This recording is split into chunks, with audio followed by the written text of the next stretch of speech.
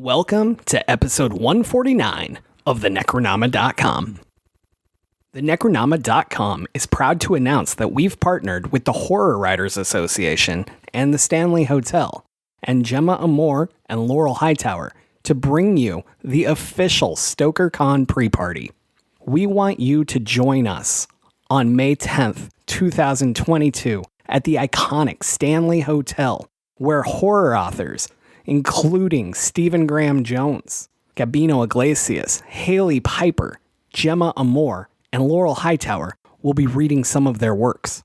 Additionally, the No Sleep podcast will perform a 1-hour live version of their award-winning horror fiction podcast. There will be meet and greets, ghost hunting, and a lot of drinking with authors. You're not going to want to miss it.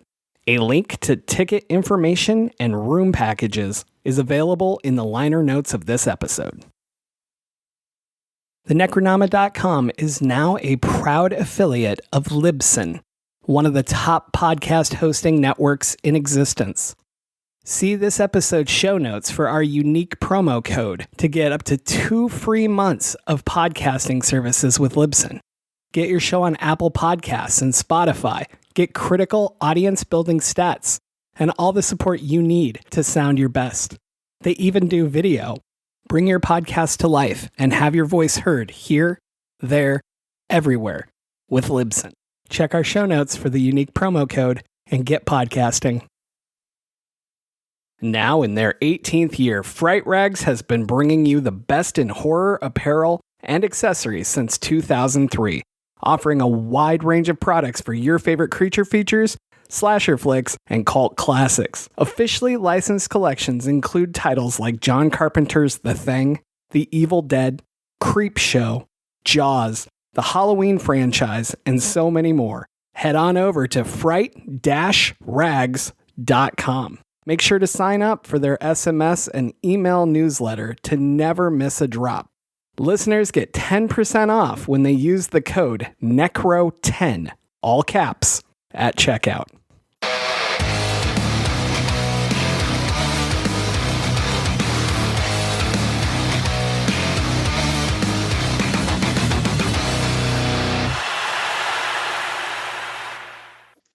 I am James Sabata, horror author, screenwriter, co-host of the podcast you're listening to right now. And I was so excited to see Thomason get her letter from Hogwarts, and then they must have cut that scene. And I'm Don Guillory, author, historian, educator, co-host of this podcast. And I honestly wanted to hear the dad, once all the firewood landed on him, say something like "more weight." But I guess that was a different kind of movie. We should use a voice changer on you and just make you speak like him throughout this whole episode. I would actually have to use the old English, and it's like, "Get thee away from me right now." I'm actually impressed. Of course you did. All right. So joining us today, Richard Thomas is here. Thank you for joining us today, man. Welcome. Thank you. Thanks, guys. My pleasure to be here. So why don't you tell our listeners a bit about yourself? Sure. My name is Richard Thomas. I live in Chicago. I have been writing for about 14 years. And while a lot of people, see me as a horror writer, I write across genre. I write fantasy, sci-fi, horror, thrillers, neo-noir, new weird, transgressive, Southern Gothic literary fiction. I'm drawn to dark fiction more than light, mostly because I like to see the conflict and I like to see what happens when people get in a tough situation. I've written 3 books, 4 short story collections, including my latest, Spontaneous Human Combustion, which is out on 2/22/22, coming up soon. I ran a magazine and a press, Gamut Magazine for a couple of years and Dark House Press for a couple of years. Published over 165 stories, including alongside Stephen King several times. Been nominated for the Bram Stoker, Shirley Jackson, and Thriller Award. Awesome. And I love movies just as much as I love stories and books. And I think there's a really powerful relationship between visual media and the written word. And that's something that I'm always open to. And one of the reasons why I'm excited to talk about the movie we are tonight is partly because of the movie and partly because of what A24 Films is doing. So a lot of times when I sit down to write a story, or especially a book, I use movies as a source for inspiration and research. I just turned in my latest novel. It's a Arctic horror sin eater book called Incarnate. I just turned it into my agent a couple weeks ago, and that was influenced by The Thing, by The Terror, a wide range of anything cold and icy and monstrous, and then influenced a bit by also the book The Giver. So it's a really weird mix of horror and hope, which is something I've been putting more in my writing of late. And I think that's also something we'll probably talk about a bit with this movie at the end. Is it a happy ending? Is it a sad ending? I would also like to live deliciously. So I just rewatched it again for I think it's the fourth or fifth time I've watched it. Watched it with my son this weekend, and still one of my favorite A24 films of all time, I think. Nice. You mentioned horror and like hope going together. And one of my favorite anthologies was Gutted. Beautiful. Yes. Is it Beautiful Horror Stories? Yeah. I went to college with Doug Morano, who's the editor. And I believe you're in his new book, right? The one coming out next? Yes, I was also in Gutted Beautiful Horror Stories. Were you? Yes, sir. I was. Yeah. I feel stupid. I should know that. I'm like, yeah, you have good taste. I'm like, I was waiting for you to say something nice about my story. No, that's cool. So which story was yours? I think mine was Repent in that one. We had another one that won the Bram Stoker Award, and I had a story in that one too, the anchor story, Wraith. No, yeah, Doug and I go way back, and yes, I'm going to be in this upcoming one as well. Nice. Well, that's very cool. Yeah. Yeah, man, hope and horror is such a cool thing to me. And I think that it's one of those things that gets totally overlooked. And I'm sure Don can speak on this as well. But the horror community can be such a giving, caring place. And I feel like a lot of us are attracted to it because of shittiness in life. and we want like controlled horror instead of what we've experienced.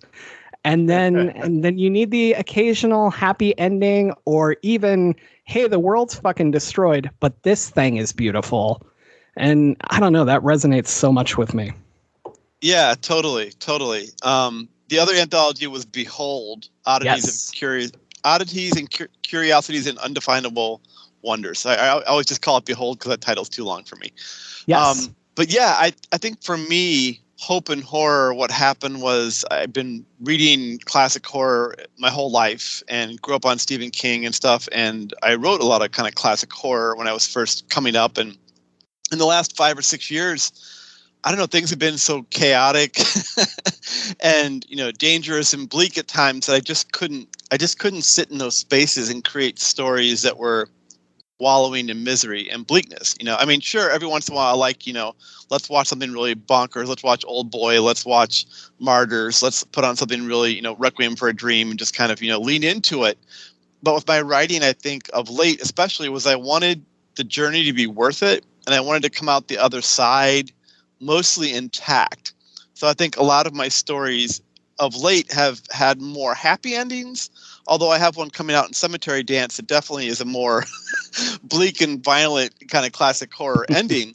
But I guess for me, it's that I just don't want to go down, end down, stay bleak, right? So I started kind of replacing death in the center of my stories with love or hope. And what I found was that it got me to care a lot more about the characters and to go deeper into their relationships and their internal motivations and conflicts. Because the external conflict, I think, is always there. The big thing in the room, the werewolf, the meteorite crashing, witches in the woods, whatever. So I think for me, it's this desire to kind of do a more layered approach to my storytelling. I think that also comes from probably my MFA and studying literary fiction, just trying to have a well-rounded, deep layered experience, something that stays with people long after they're done reading it, which I think is what a lot of A24 films do, and what I think The Witch does. I of all the A24 films, I think Hereditary is probably my favorite, but The Witch is a very close second. Nice. For me. What about you, Don? What do you think with horror and hope, and where do you fall on the best A24 film? Well, he already took mine, which I was going to say Hereditary. Right on. Because like we covered it when we covered it, I said the same thing. First time I watched it, I wasn't that into it, but I've probably watched it about 4 or 5 times since then and picked up new things every time I watched it. Like it comes at night.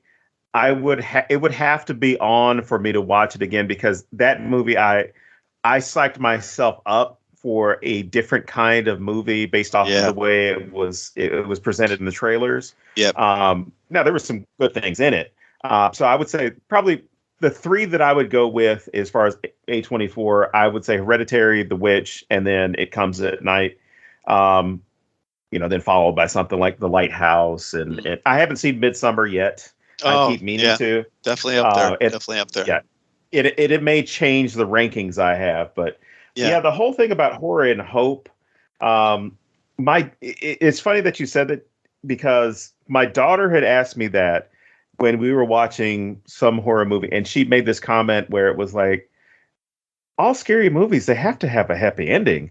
And I'm thinking, like, you're 7. Why are you saying this?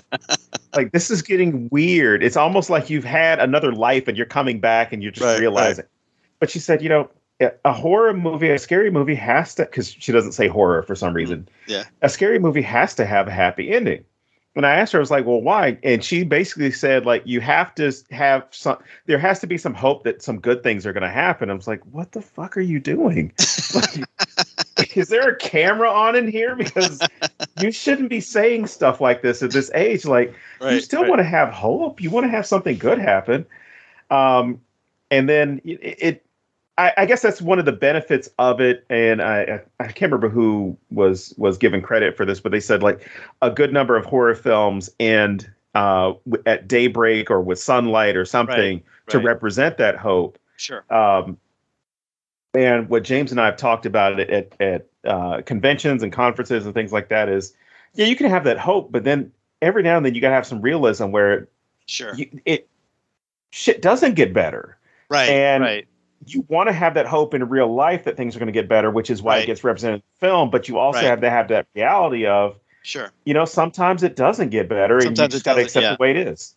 Yeah, and I totally agree with you. I think I've definitely written horror stories that did not have a happy ending. I mean, unless you were the villain or the monster, right? Which we can talk about Thomason later on whether that's a happy ending or not, and who or what she actually is. But sometimes it doesn't work out, and I think that has to be part of horror too, because I think to deny that reality is to be naive. Now, I think what I've been doing of late is people come out of something not necessarily whole, not necessarily unscathed, but if they come out of it, they've survived it, right? And but sometimes the monster wins, sometimes the bad thing wins. In fact, the story I just turned in for Doug's new anthology, my story is called Peripheral Vision, and I think the anthology is called the Hideous Book of Hidden Horrors. Yeah, something like that. It was just Hidden Horrors for so long. Now it has a longer title. He likes long titles, man. It's hard. He loves long titles. Yes. I mean, the anthologies I edited were like Exigencies and The New Black, like Burnt Tongues, like very short. So that story definitely, most likely, probably does not have a happy ending, in any way, shape, or form. But I think the journey is still worth it, because I think it's, if it's a cautionary tale, or if it's a thing you want to experience but not really in real life. I mean, that's why we ride the roller coaster, right? Is the thrill of defying death, but we don't really want to die, right? I think in horror we want to get as close to it as we can, and I think sometimes it ends down, sometimes it doesn't. I think there's room for both, and I think both experiences can be cathartic and enlightening. It's just a matter of what I think works for that particular story.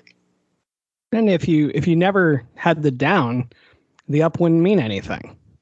Correct. It's like correct. Like we all kind of bash on rom-coms because we know how it ends, but when you see one that doesn't, it sticks with you.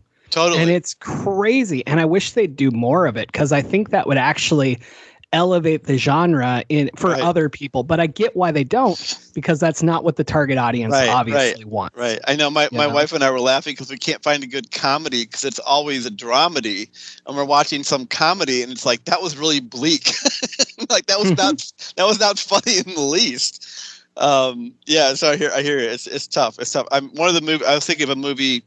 Was it Stephen King's The Mist?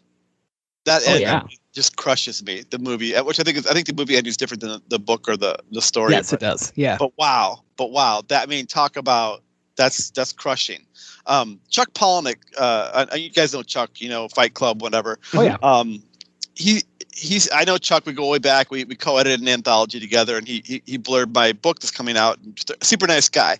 When he talks about writing, he says as a writer, you should teach us something, make us laugh, and then break our heart. And I think those are three really good components of a story, because the authority and the thing we're being taught, like in The Witch, it's all the puritanical values. It's how to survive in the wilderness. It's all the witchy stuff. We're being educated on the time and the period and the customs. And that's just fascinating to me. The make me laugh part, there isn't as much of that in this movie. There is a little bit here and there, though.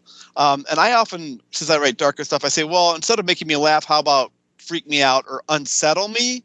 Mm-hmm. And if we're going to flip that for darker fiction, I think there's a lot of unsettling moments in The Witch, and I try to put a lot of that in my writing. And then the last component being break my heart, which I think just really goes towards getting the audience to care about your characters, so that when good and bad things happen to them, we feel something. In my classes, I talk about it, writing body, mind, and soul. That you want to have the physical actions, things happening, a visceral experience, and then you want to get us to feel something and care, and then you want us intellectually to think about it and philosophize and be inspired or moved or affected by what happens. So I think on several layers, if you can make that all happen, that's going to be a great story, a great book, and a great movie. I love that. Thanks. Like that. Also, it just simplifies it so much. Like. Those are all very deep topics each. So I'm not saying this is going to be easy, but I think like just the way you simplified that, I think a lot of writers could take that and put more thought in, because it's such a straightforward, just knocked down version. I like that a lot. Yeah, thanks. Appreciate that. Don, do you want to know my 3 favorite A24 films? No, not really. Yeah. Here we go. Sorry, I'm a bad guest. I should have kicked it back over to you, James. No, it's an ongoing joke, because people that know me know that if it says A24, I'm probably going to dislike it. Oh, and no. And so, like, it's just this ongoing thing where everybody's like, well, James isn't going to watch The Lamb, But I think that people forget they make other stuff, too. They do. And Green Room is my absolute favorite. Green Room is my favorite thing that they made. Then you have Uncut Gems. I thought that was fucking great. And Tusk, which I didn't even realize that they made until I was looking at this list right now. But yeah, like it's more an attention span thing for me. So the slow, prodding, atmospheric thing, I get why people love it. Sure. But I can't. Not for you. It just... Yeah. Like, I sit here waiting for the scene where it goes from day to night. I'm like, oh my fucking God, come on already, And so that pulls me out. But yeah, so don't watch a ghost story. I don't think a ghost story is going to be for you. I'll watch it on 2.5 speed. No, you want to watch her eating a pie for 5 minutes, like really 5 or 15 or whatever it is. Yeah. No, I think your head would explode. Do check out. I think one that might work for you if you haven't seen it yet is one called Enemy. I've heard about it. Yeah, it's Jake Gyllenhaal. It's a little more of a kind of neo-noir thriller. It's like my 3rd favorite movie, and then maybe Under the Skin, and then maybe Ex Machina and The Green Knight. I don't know, some difference. It keeps changing, but Enemy is a really cool, kind of fast, weird. And who directed it too? Who's the director? Villeneuve. That's why. Dennis Villeneuve. So he did Dune, which just came out. He did Blade Runner 2049. He did Arrival. All great movies. Wow. Yeah. So now that we know everybody's favorite A24 films, why did you pick The Witch today? because Hereditary was taken. No, I'm kidding. It's one of my favorite films at A24, and it's the first time I saw Anya Taylor-Joy act, and so I've become a big fan of her career. The Queen's Gambit, and she's done a bunch of stuff. She's super cool. I really dig her work. I think it's a really original take on witches. The whole puritanical setting. There was some stuff in there that really got under my skin, scared the crap out of me. I'm not so much a guy who gets scared by werewolves and vampires and demons, depending on what you do with them. Now, I think there was moments in this movie, there were moments where I was like genuinely unsettled by what was going on. And I think it's a really powerful statement about religion and blind faith. I think, about the whole puritanical, movement and the period of time, and, them being kicked out and then trying to just how everybody turns on her, and how she at the end, didn't do anything wrong and gets blamed. And then the whole final scene where she, basically talks to Satan, and he asks her, wouldst thou like to live deliciously? Wouldst thou like a pat of butter? Wouldst thou like a pretty dress? Would you like to see the world? Right? And she's like, yes, I would. Where do I sign? Right? Then she takes off her shift and walks naked into the woods, into the flames and the fire. And then she and the witches are chanting and howling and screaming and floating up into the air. And she's laughing and she's smiling, and you're watching this thing because it's such a shift, because the whole time she has said, I didn't do this. I'm not the witch of the wood. And we've seen everything happen, and we know she's not guilty of anything. It's that whole idea of people being blamed and punished for things they didn't do. It's an injustice. And the way she leans into the dark at the end, I think for her is kind of a happy ending. And it really just makes you think about people's views and oppression and independence, and how much we've changed since then and how much we haven't changed since then. Right.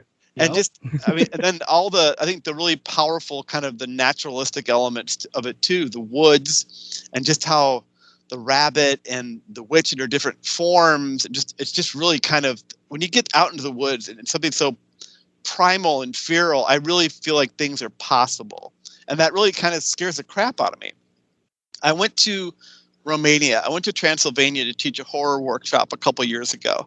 And the further out into the country we drove, the more unsettling it got.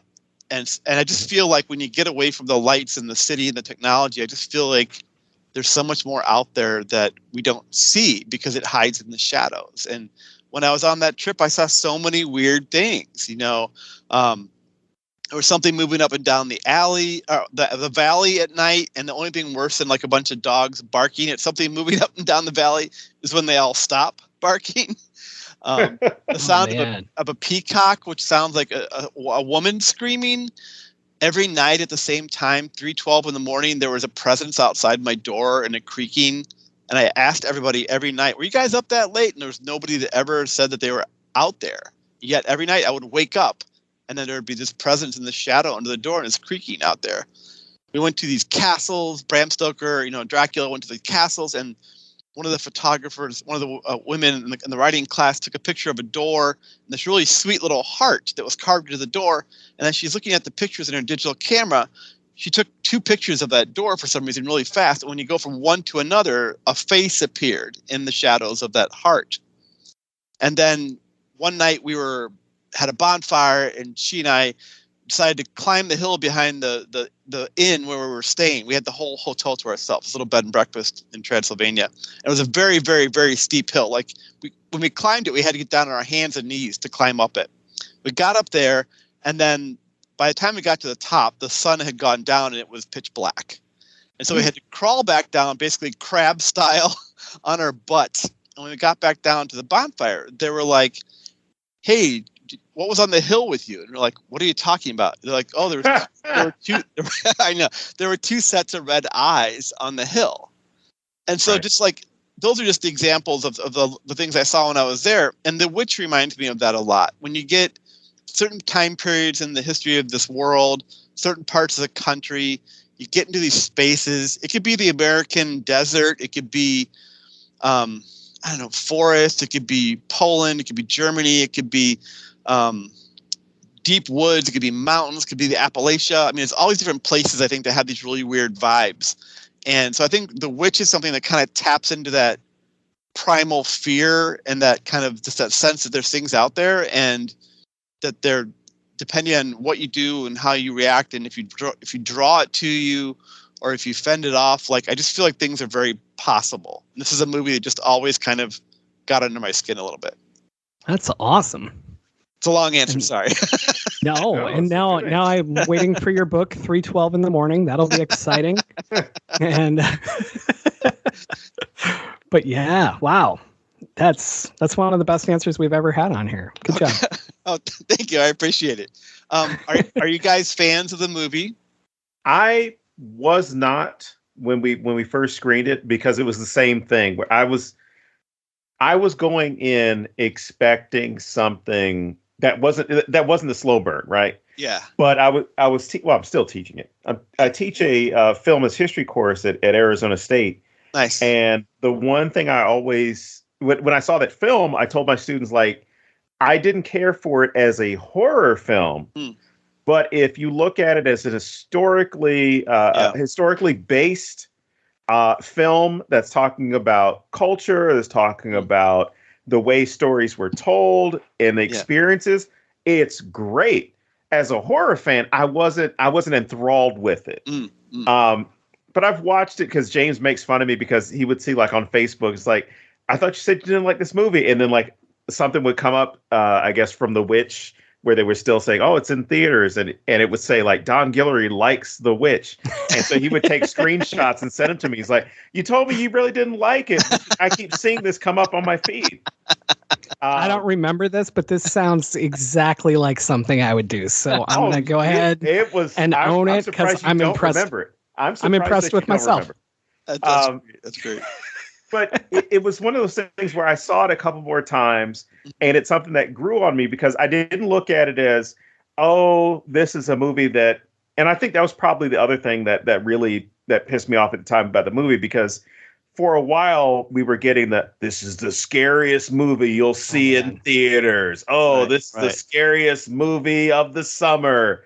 And I think I saw a couple of previews where it was like, oh, this movie will chill you to the bones. I'm like, oh, shit, this could be fun. Yeah. And then I just got there and was like, no, I wanted more.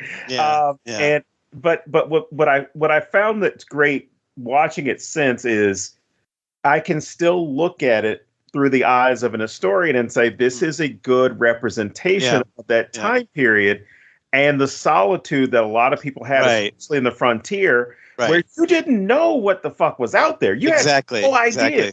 Yeah. And I have relatives who have land like this where they would make up stuff when we were kids. Like, oh, don't go off in the woods because there's I think they even said, like, there was a wolf man or a witch or something that was in the woods. Yeah. So being kids, you're like, I'm not going to mess with that. I'm going to stay here. And then you would see, like you were talking about it with your travels, you would see something in the woods. And then, you might have been screwing around with one of your cousins or whatever.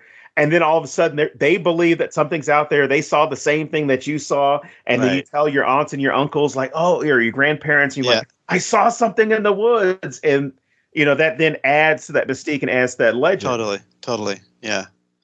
Yeah. And I think part of why this movie works for me is something that A24 does a lot is the music and the cinematography. There were shots that were just of woods, and the woods were, for some reason, for me, just terrifying, because it's that sense that nature, people think, nature, it cares, or you can sway it one way or the other. You can't. It just is what it is. And it can be dangerous or it can be helpful, but nature doesn't care, right? It just exists. Right. You can freeze to death in the Arctic. You could break an ankle in a canyon. You could go into the woods and run into a bear, and it's going to eat you, right? I mean, there was just, I think part of this movie, and especially seeing it on the big screen, just the way they shot it. And that, like you said, that sense of isolation and solitude. When they're first building their house, their cabin at the edge of the woods, it just seems so huge. It seems so vast. And when they go out into the woods, everything they do fails and it doesn't work out. And then you start to really see how they're cursed, from the crops to the traps not working, to, the dog dying, to, the kids, falling off the horse. They bring the boy back and he's in this weird coma and he chokes and coughs up this apple. And they were just talking about apples and the lie they told and why it's important in this puritanical setting to not lie. And they lied. They're bringing the darkness towards them. They're bringing the curse closer through their actions, through their breaking their vows and their faith, right? They're not being good Christians. And that's when they're letting the devil in, right? I mean, the kids talking to Black Phillip, that damn goat. I mean, it's like so creepy to me. I think for me, the ending too, when I was talking to my son about this, and in the movie theater, and when the first time I watch it, because you got to have the subtitles on because it's hard to understand what people are saying half the time. But there's a moment when she's in the barn and she's sitting down. She's trying to talk to Black Phillip, and all you get are this quick swipe of these feet walking on the bottom of the screen in front of you, and that it went from being a goat to being something on two legs, and it just scared the crap out of me. So that when it walks behind her later, you aren't really looking at it; you're looking at her. Because she's pretty and she's got blood on her, and he's like, take off your shift, and like all your attention is on her. So he's in the background, and when he walks behind her and puts his hand on her, and his whole arm and hand is all just black, God, it just scares the crap out of me. I know you said this movie doesn't scare you, but something about that build up in those little moments just really, really freaked me out. It really bothered me. Oh no, and I'm not downplaying any of that because I think it's beautifully shot. Yeah, it's beautifully done as far as driving the interaction, or at least driving the tension in some of those scenes. My thing was I wanted more of like not Black Phillip, but as far as like the devil or whoever is doing this, I wanted to see more of that interaction. Yeah. So it was one of those things where I'm like, oh shit, you're starting to give it to me, and then you pull it away. Yeah. So, I mean, it was much more about the family and their relationship with each other, and their faith, as their faith is their vows are broken and their faith disintegrates and bad things happen. So it's really more of a historical study of puritanical times and the bad things that can happen. And then there's some witchy satanic stuff on the periphery. Right. And what I was telling James about this was this in itself is a good ghost story, like a ghost story that you would have gotten from that time period, or even 50 years later, and say, oh, there was this family that came out into the woods, or even as a church sermon, this family that went out into the woods because they had, betrayed the community that we have, and all this bad stuff happened because they got kicked out for betraying us or stealing or whatever. Yep. So you could see that as the same type of biblical stories where somebody did something bad. Mm-hmm. And then you just see that their entire life keeps descending into madness, or into further curses that they could have avoided if they'd done the right things from the beginning. Exactly. But then you see how they continue snowballing all this bad stuff. Totally. The lying, the husband stealing the cup, and he's like, I took the cup. I sold it because we needed some money for food. And I was like, well, damn, like everybody's lying to each other. Everyone is doing, I wouldn't even say underhanded stuff. They feel as though the ends justify the means. Like, I'm going to steal this cup and sell it because then I have to take care of my family. Right. And this silver cup doesn't matter. And then once we get back on our feet, I can go buy it back. Everything will be fine. Right. But you see how at least the way it would have been done, whether it's puritanical or evangelical or or during the first or second Great Awakening, it would have been that same line of giving you a story that involves, here are the sins that these people are committing. Yep. And every time they sin, they make things worse. You can't have two wrongs making a right. No. Well said. I agree. I mean, it's fascinating to watch it all kind of fall apart, which is funny because by the end of it, you realize that Thomason is probably the one that has done the least and probably done nothing wrong. She has never lied. She has never stolen. She has never betrayed. She's really been the most pious. I mean, everybody else has broken their vows in multiple ways. James, I'm curious. Do you like this movie at all, or is this another A24 film that failed you? So I'm gonna go the same route Don went, kind of. Yeah. The first time I saw it, I hated it. Like, it was my least favorite film of the entire year, and I saw Gem and the Holograms that year. Oh, and we were doing advanced screenings. Year? Damn. It was like the same week, dude. I was so mad that I was like, we have to stop doing screenings. But anyway, okay, it probably wasn't as bad as Gem. I'm being overboard, but it's okay. I'm just crying silently in the corner. It's okay. No, but I think that you hit on why, and I didn't get it until I rewatched it. Right. I have half hearing in my left ear, and no subtitles, no any and even it's not even the words, it's the volume. Yeah. Like, even when they're supposed to be semi-loud, it's still not. And so I think I missed so much. Totally. Because even like rewatching it this time, with subtitles, I liked on. it a lot better. I had the subtitles on, absolutely. Yeah, I always, totally. Yeah, I watch almost everything with subtitles. Yeah, me too. But no, this time I was able to understand it more, and also, and I mean literally understand the words more. Not that I didn't follow the story, but like, I hit things like when Caleb is in his crazy rantings, he starts talking about the animals we see, and he's literally listing the witches from the end of the film. Wow. He's talking about the raven and the rabbit, and he's naming all this stuff, and I would have never caught that the first time. And I think it's a really cool thing, so I hate that they buried it. Yeah. And then everything from when Black Phillip attacks William on is just fucking great. Yeah. My one problem with that part is I don't understand what she needs to sign, because if he's forcing her hand, she's not signing, and can't he just take an oral, yeah, dude, I'm with you, but that's a little complaint. I think he said guide your hand. So she doesn't really have a name. She can't write her name. So he's just going to help her make that X. That's all. But I don't know. It's just one of those little things that pulled me out for a half a second. That I was like, you don't need that. What are you doing? But a verbal contract does not stand, James. Haven't you seen every time? What court are they going to? Yeah, you tell him, Don. Straighten him out. Every time the devil signs a contract, it has to be by your hand. Yeah. Now, he can help you because, I've seen other stories where the same thing has been done, where you're consenting to this. I'm going to hold your hand and show you how to do it, but it's still that agreement. Yeah. So I don't have a problem with him doing that. Plus, you got to look at it this way. There's a little bit of seduction in that. Totally. Well, of course. So it's that's the other thing that you can draw into this as well is there is, you could argue, sexual awakening, entering womanhood, anything like that. And he is now taking her innocence. Totally. So the other part, answering your question, the first time around, all I got from it was nothing she does matters.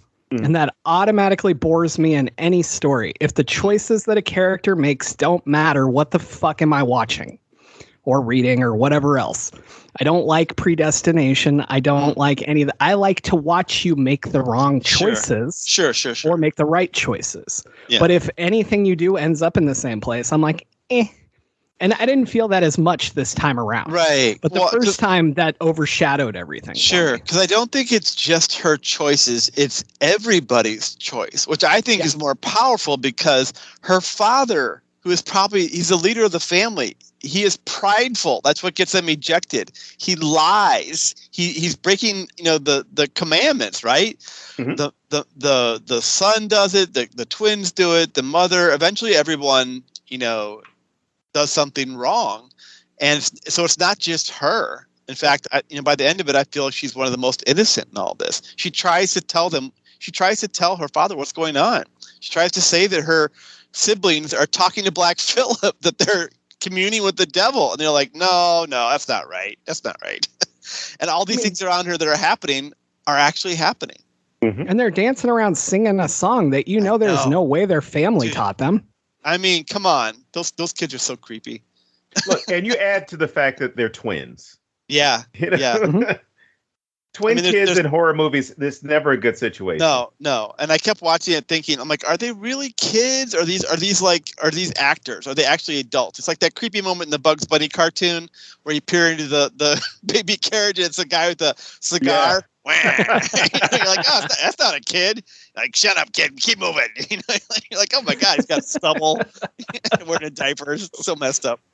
But yeah, so I mean, I appreciate you guys both rewatching it for a film that didn't necessarily, wow you the first time. I think for me, these days, I'm more open to films and stories and books that are a little more challenging if there's actually something there. So I think the first time for The Witch, I totally didn't get all the things you're talking about, James, and I couldn't hear half the things. Had to go see it a second time and a third time. I had to see it with subtitles, and the more I saw it, the more I understood. Even Hereditary, which I came out of, I mean, I was having such a strong reaction in theaters. I mean, I was sweating, I was flushed, like my hair was raising, like I was having all these fight or flight responses. I still didn't pick up on everything. So, often the first time through is just for comprehension. And I thought, well, when I watch it at home with my son later when he's old enough, there's no way this is going to be as powerful. And we're watching it, and I'm like, holy shit. Like, there's all these moments that are still getting to me. You know the one I'm talking about in the upper left-hand corner, right? Yeah. That's kind of like that slow realization, and you're like, oh, my God. Like, it just that wash of panic coming over you. I think I'm just more open to it these days. I wanted to ask you, Don, because you're talking about the slow burn and kind of the artistry of film and stuff. Have you seen The Green Knight? And did you like that one or no? No, I have not seen that yet. Oh, okay. If you can see it in theaters, I highly recommend it because it is an epic journey, but it's also kind of a slow burn. Okay. I know a lot of their movies are kind of polarizing, but whatever the biggest screen you can see it on, I highly recommend it. Because I know the actor, Dev Patel. Everything he's been in, I've liked. Cool. So I don't know if it's him or what, but everything he's been in, I've liked, and so I'll definitely give that a try because I don't think it played anywhere around here. Just the biggest TV you could find. It's a trip. I mean, it's an epic journey, but I don't love everything A24 Films does, but I'm willing to take the chance on what they have coming out because more often than not, they hit with me. Like, I'm really excited this year to see The Northman. I just, Ari Aster and Eggers, I liked Midsummer and The Lighthouse a little bit less than The Witch and Hereditary. I had some issues with both of them, but I feel like it's a stamp of, the logo comes on the screen. I'm like, all right, let's see what kind of weirdness they put out there. And I'm willing to dial in. I was not a big fan of The Lamb. I thought it was really interesting, and I kind of hated the ending. I just thought it's probably one of my lowest rated films that they've done recently. But what I love is that they're swinging for the fences, and that's what I try and do with my writing. Is I would rather write a story where half the people who read it love it, and half the people who read it hate it, than have everyone think it's okay. I don't want to push to the middle. I don't want it to be safe. I don't want it to be okay or good. I want it to blow your mind. And if I would rather write something that's more polarizing and split the readers than to soften it and push to the middle. But that's just me. No. And you bring up a good point because I see something, I don't know how long it's been, but I've seen people periodically, they get a bad review for their book and they'll post on Twitter and say, "That's today." It was every hour of every day. I don't want to bring up a specific one, but I look at it as somebody reviewed your book. So somebody didn't get it. They didn't like it. You have other people. So that gets more people talking about it. And you say, oh gosh, that movie, Don't Look Up. Mm-hmm. It's polarized because there are a lot of people who love it and there are a lot of people who hate it.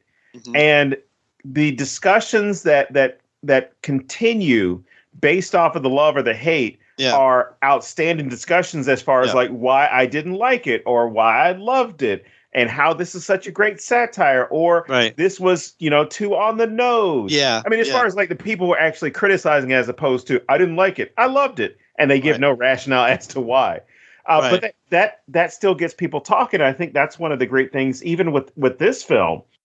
This film, Midsommar, Hereditary, A24 itself, at least these three films, Lighthouse for that matter as well, they've been those films that people have watched. And if you have people who liked them at the beginning, they had good reasons as to why. You had people who didn't like them at the beginning, had good reasons why. But then once you have them conversing and talking about those films, they seem to meet in the middle as far as like what worked and what didn't work, as opposed to I hated this and I liked it, and give no substance, no context, or any content as to what the film meant to them or what impact the film had. Yeah, totally. You were talking about Doug Morano earlier, and my story, Wraith, which is in the Behold anthology.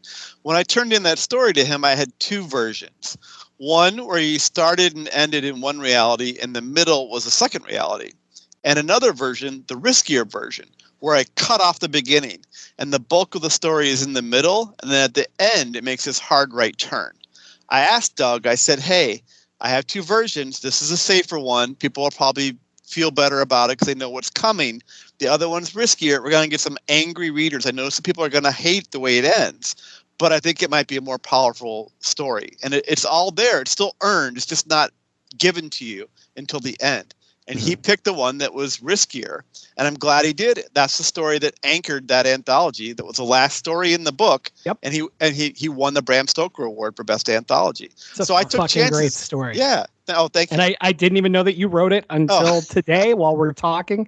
I mean, it's been forever since I even read it, but like that's one that always stuck out with me. And that's exactly why. If you had done that, I don't think I would have liked it as much. No.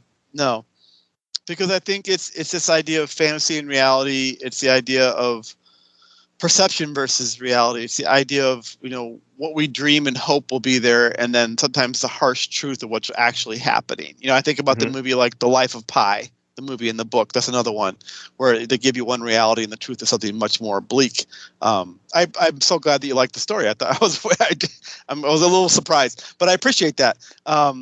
Because it was one of those things that really scared the crap out of me, and I trusted Doug with that. And I'm like, okay, if you're okay with doing it, then I'll be okay doing it. And it seemed to go over pretty well. But it's the same way with films. I think that flip, that twist, that earned revelation, not just the whole thing twisting, but there actually being something that's finally revealed, I think can work really well. To me, it's kind of how I think The Sixth Sense is a better movie than The Village.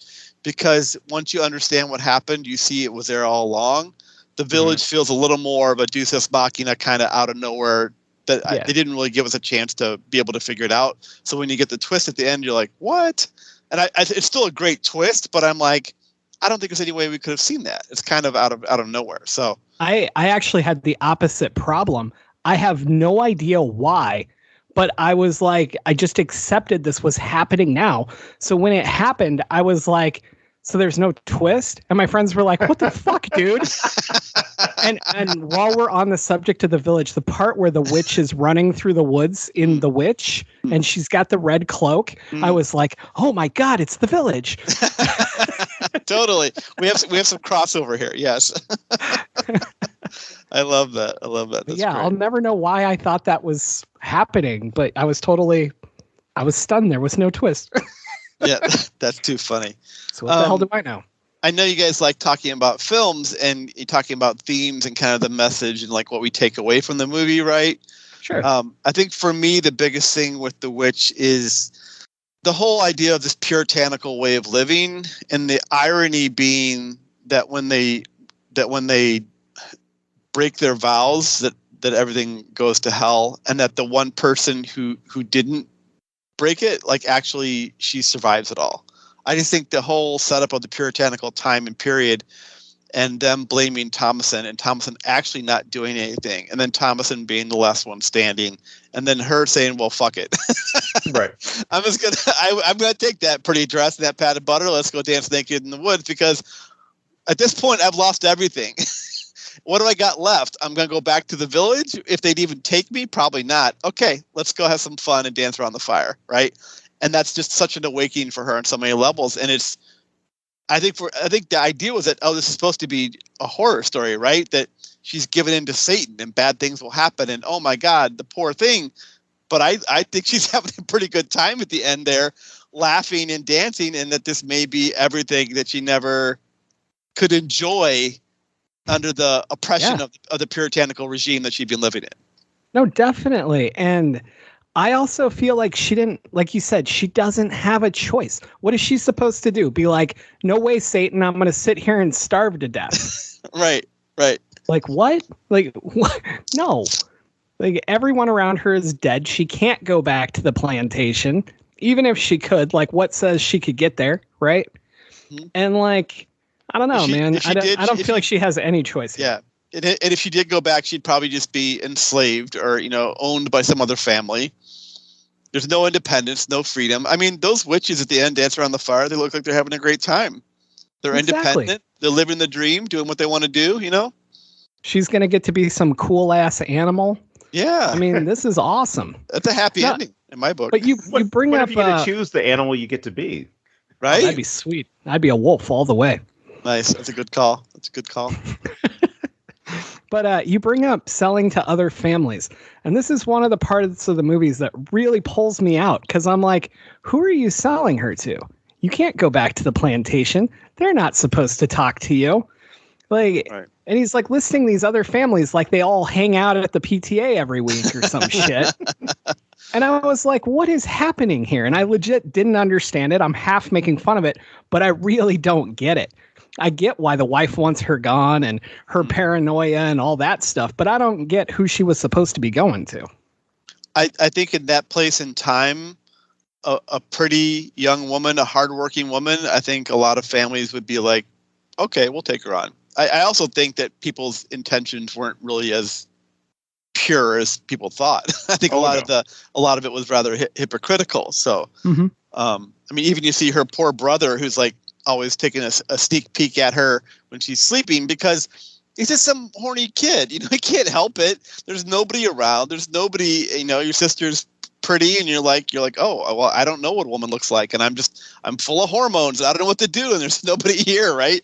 It's just it's this really base existence. So I don't think you can fault them for being human or animalistic or primal or whatever, right? So I think if they took her back to the fort, whatever the village, that somebody would probably take her in out of quote. I'm making air quotes here, out of pity, but maybe for more nefarious reasons, or just because she's a hard worker. I mean, she does seem like she actually she does seem like kind of a hard worker on the farm there too. I feel like their farm would fall apart without her. I think it's a really bad choice. Hey, right. Don, you taught high school. Aren't you glad that we no longer blame boys looking at girls on the girls? Well, considering that she wasn't wearing a tank top or spaghetti straps, right. It's at least we get to see it from that side. But here's what's weird about this. I could totally see that the family, if they had caught Caleb, looking at Thomason, I could completely see them saying like, Thomason, you're indecent. Right. Cover up. she was sleeping. What is she supposed to do? She was sleeping and breathing. You shouldn't be breathing like that. And it's the same argument. I could even see Caleb saying like, those aren't ankles. That's something new. But I see this argument has existed since, even before the Puritan era. I'm sorry, since before the Puritan era, but it's continued on to where you have people saying things within their own families to young ladies in their houses, like, "Oh, you need to go put something on because your uncle so and so is coming over." Right. Like if those are the words that are coming out of your mouth, then Uncle so and so doesn't need to come over to this house. Right. But I think that's kind of the oppressed, simplistic Puritan mindset, right? Was to deny any sort of sexuality or lust or desire or all these things which are very normal, right? Very normal behaviors. It's just who we are as people and animals, To deny it is to not understand our existence. Right. And the thing is, it's always about men being tempted by women or seeing women as temptresses, as opposed to guys, calm down. Right, like, right. How dare that woman have a womanly body? Yeah. Like she knows better than to leave the house like that. Leave the house like what? Like, with their legs showing, with their ankle out. if you're gonna make this argument about, free will and coming to this new world and doing all these things, like, it becomes very strange when you start arguing about how you should conduct yourself here in order to get God's grace. Right. It just seems like, looking at this historically, looking at this critically, and how I like to look at things also very cynically, I look at everything that's being approached by the Puritans themselves, those colonizers, the settlers, like everything they're saying seems to be so counterproductive. Mm-hmm. Where the father William, like, basically calls out the colonial government that's there, at least the tribunal, and talks about how, like, we're more holy than you guys are. I don't understand why you're kicking us out. But it's about making examples out of people as well. So there's so many things that are basically hypocritical from that time period, where the Salem witch trials only stopped because somebody accused the governor's wife of being a witch. And when that happened, he's like, I'm shutting all this shit down. Right. Right. Like, you got too far. We had our fun. We killed a bunch of people who were basically saying each other were witches. But now that you got my wife involved in this, we're shutting this down. Yeah. Like, no more inquiries, no more do you float tests, none of that stuff. So what you're saying is this woman was such a good witch. She was able to overtake her husband and make him change the law. That's amazing. No. No. Wow, Don, that's quite an observation. And you know what? That's exactly what someone would say, that, like, he had been, I'm sure there were some people questioning and saying that, oh, maybe he's been bewitched as well. He's been bewitched, yes. Yes. Well, and just kicking them out to begin with. Like, we start this whole Adam and Eve thing, which obviously we're constantly going for apples and the original sin thing. But you're effectively telling William he's the hero and that he's doing the right thing because he's following the one example that he has, right? And they've literally placed him in that same kind of thing, and now he's being kicked out and we have to follow his story, and then his kids kill each other. I mean, it's all on point. But I found this whole thing, like from my viewpoint as a horror person, this Adam and Eve thing bothers me because I'm bored by it. But from the puritanical, that's what terror would be to them. This is absolutely fantastic. Right.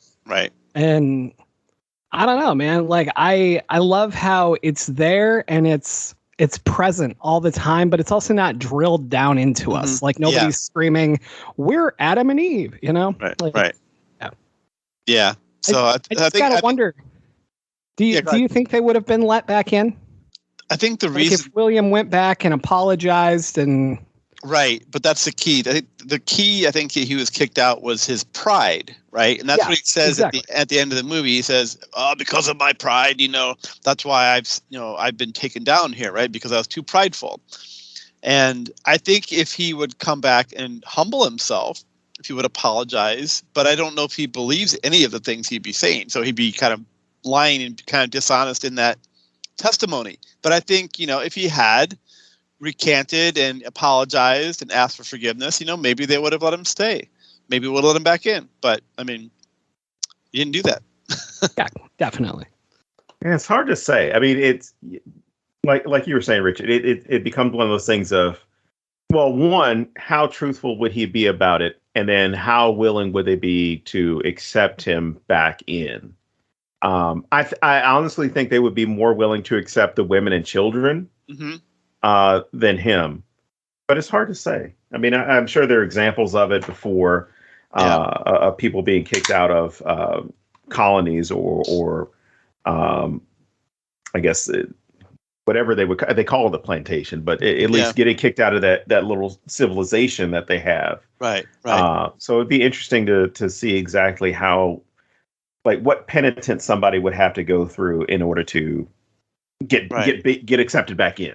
Right. Do you have to put him in the stockade? Do you let people throw fruit at him? Like, how does he have to humble himself? Right. You know, I don't know. I mean, maybe. I mean, that's a good question. The other thing that I never know about the movie is, like, what exactly was he kicked out for? Because I mentioned pride. That's what he talks about at the end. But did he do something specific? Did Thomason do something? Was there something the family did? Are they all guilty? Is it just him? Is it like a minor transgression and it's just like a technicality? And they're like, well, because we don't like you, we're going to get rid of you. Or is it really some big, horrible thing he said or did in their eyes? It's like unforgivable. That I don't know. It seems like he might have questioned their authority or questioned the way things were being done there. Or, you know, just overstepping his bounds, you know, one too many times. Right. I mean, that's what I would get from that, because in a lot of cases, or I shouldn't say in a lot of cases, there are some cases, at least within some of these towns, within some of these settlements, where somebody was not adhering to what the program was, or at least what the government, the local government wanted to do. Right. They became problematic and they were kicked out. Right. Get with the program or get out. I would say to your listeners who are, if any of you out there are a really big fan of The Witch, A24 has these books they're selling. I got one for Christmas for Hereditary. It's like have you seen these guys? It's like it's like $60. It's like this really beautiful hardcover, like large oversized book. And it has a number of essays about the film and like the whole script, and then like photos and all these different things. And I got Hereditary because that's my favorite, but The Witch would probably be what I'd get next. They're just really beautifully done, but that might have some answers for you if you're if The Witch is your number one A24 film. I would recommend buying this book, because as I'm still working my way through the Hereditary script, but as I was reading the script, there's all these little details in the notes and the directions in there, the stage directions and the artistic directions, that had little clues and little details. I was like, oh, wow. Like, I didn't know that, or I didn't know that was the intention. Or that wasn't really verbalized in the scene I saw, but it was in the script. And I'm like, oh my God, like I'm finding all these little Easter eggs, these little golden nuggets of plot and character and intention that I didn't get anywhere else. So if you're thinking of, if you love The Witch, if that's your movie and you're glad we're talking about it, then I would recommend picking that one up. They have a bunch of them over there, but Hereditary and The Witch were the ones I was looking at. Under the Skin too, maybe. Just really cool stuff. That's a really cool thing to do in general. Right? Right. Wow. And even like somebody like me, where I don't necessarily like a lot of these films, like that might change it for me, because I love dissecting scripts and I love reading what was actually in the script versus what I get. And when you're talking like the notes and the stage directions and stuff, that fascinates me. So like, I would say you could be on either side of this spectrum and might want to check it out. Yeah. I mean, because the Hereditary one I have, it has like an introduction by another director talking about why he loves the movie. There's an essay from the director talking about the movie. There's like an article on some aspect of the film, like a cult or something. There's like 3 or 4 or 5 different nonfiction little essays, and then a ton of photos, and then the whole script. So I think the whole package deal is like actually pretty fascinating, and it's put together really nice. Like it's one of those you want to keep for a long time. It's pretty cool book. Yeah, that's really neat. Okay. So one of my favorite things that I noticed this time around, like this is literally my favorite thing in the film.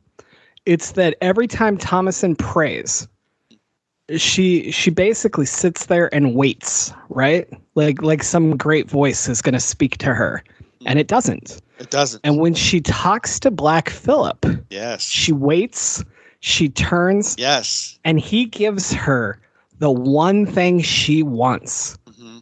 Like this is such beautiful temptation. Yep. He hits like Satan should, right? He hits the exact thing that she would need. Right. And oh my God, I was blown away by this. I was like, it's so great because it's not pointed out, it's not drilled in, but holy shit, just masterful.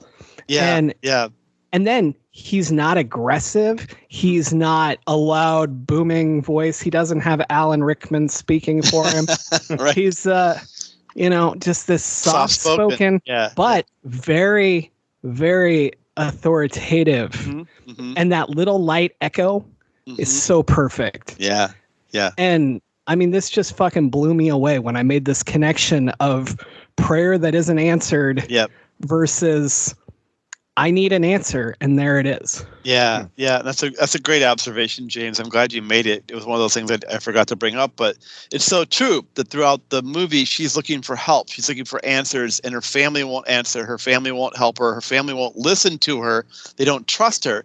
And when she prays to God, she gets no answers. When she finally has a chance to talk to Satan, he not only answers her, but he materializes and embraces her and asks her what she wants and gives it to her. It really it flips the whole, I think, movie, the whole narrative of what these beliefs are upside down.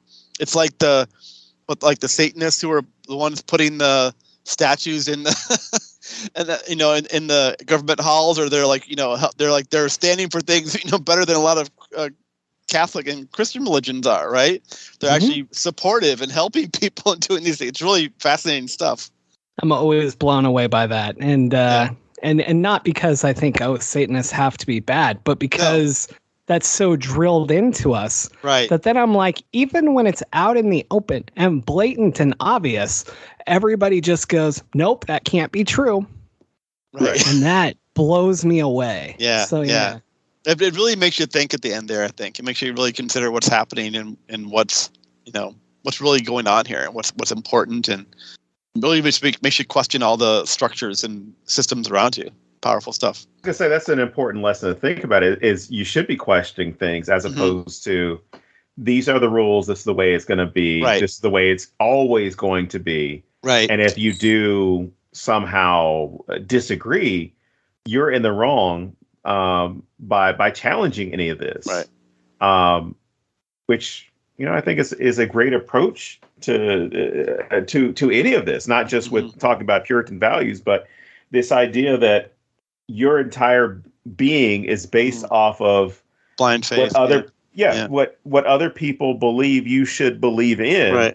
Right. And it's not doing anything for you. And I think that's like what you just pointed out with Thomason praying. You figure out that it's not doing anything because she makes those. I can't remember which interaction it is, but I think it was William, or maybe it was the mother, was making the comment like, "Oh, have you been saying your prayers?" Right. And it's very clear that she has been. Right. And it's very striking that when they do have that moment when they all start doing the Lord's Prayer, like the two twins are like, "We forgot the words. We forgot the words." Right. And so the first time I watched it, I was thinking to myself, like, those little assholes. Totally. Those little kids. I've been in that situation where it's like, all right, we're going to say the Lord's Prayer. And I'm like, oh, shit, let me just fake it. So I was immediately thinking it was that, as opposed to now it's actually, they're being, there's a demonic presence there that's preventing them from doing it. Exactly. Which means that they are susceptible to this. They are. And meanwhile, we're getting to see Thomason's, viewpoint, where she's kind of like, what the fuck is going on here? Like, I just want to say my prayers and go on about my day. Yeah. I know. Yeah, it's pretty powerful stuff. I mean, any belief that tells you they're the one true God and the one true belief makes you wonder. That you're not allowed to question, that you're not allowed to have other beliefs. There was a song. The title was, I think it's Allah is Jesus is Buddha is love. And it basically just, in my interpretation, means that it's all the same. Whatever you worship, whoever you worship, however you worship, whatever that looks like to you, it's all the same, man. It's all the same. Be good to each other, right? And that's all we really have to do. And if we would look at the world as a world and not all this division of, continents and countries and states and property and lines and beliefs, and that we're to see the similarities and realize that we're all on the same big blue marble together, right? We do a lot better, but obviously we still have a ways to go with that. Yeah, my dad always had a statement about that, which was, if someone comes to you saying, I'm going to talk to you about religion, or I've got the path to God, or whatever. He said, do two things: grab your partner to hold on to them, and then grab your wallet.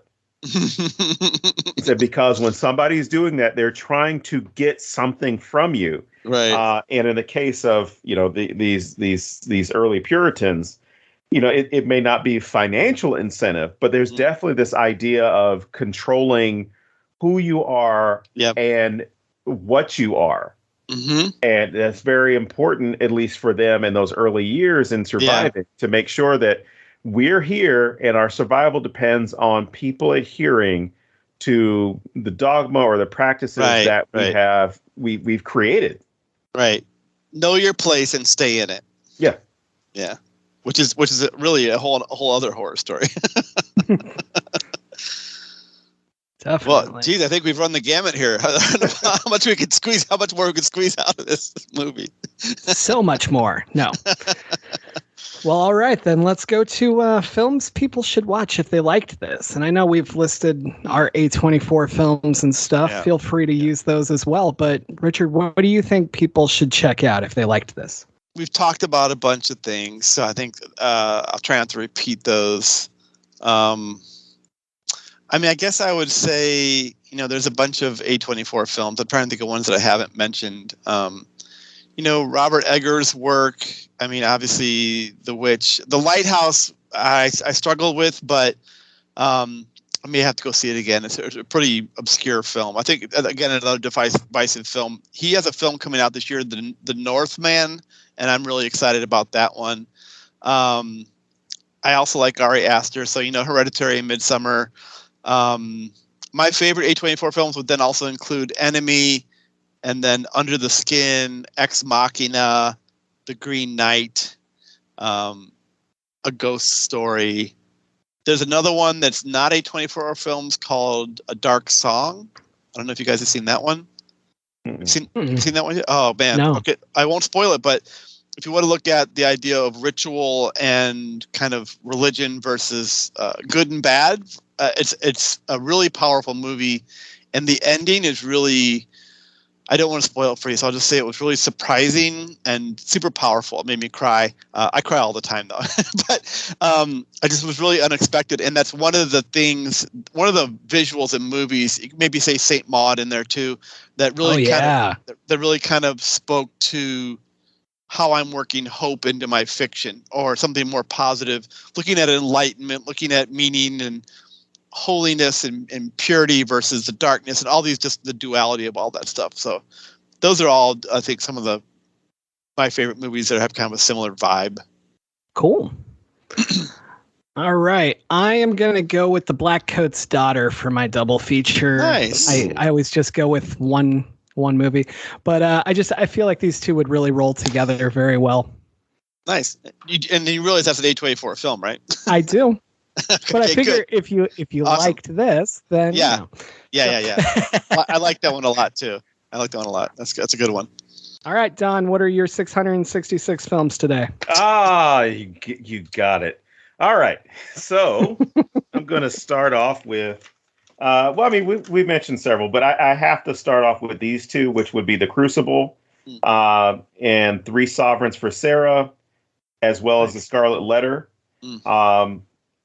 Blair Witch, The Village, we already mentioned. Hereditary, we already mentioned. And then my second list. Second list. That's amazing.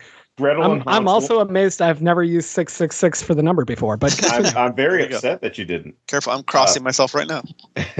It follows. The Ritual is really good. I will always recommend it. The Invitation, A Girl Walks Home at Night. Yeah, nice. Promising Young Woman, Suspiria. Yes. Veronica, Demonic, The Void, His House. It Comes at Night, we mentioned. Lighthouse, we mentioned. Slice. And last but not least, if you're going to watch any movie that involves witches and determining good endings, bad endings, who's the good person, who's the bad person, The Wizard of Oz. Nice. Hell yeah.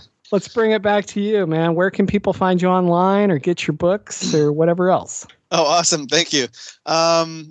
So had a couple short stories out last year in different anthologies. One was Liminal Spaces was the anthology. I have new work out this year in Doug Morano's new anthology, The Hideous Book of Hidden Horrors. I think that's out later this year. I have a website, whatdoesnotkillme.com. So that has links to all my social media, to Twitter and Facebook and Instagram.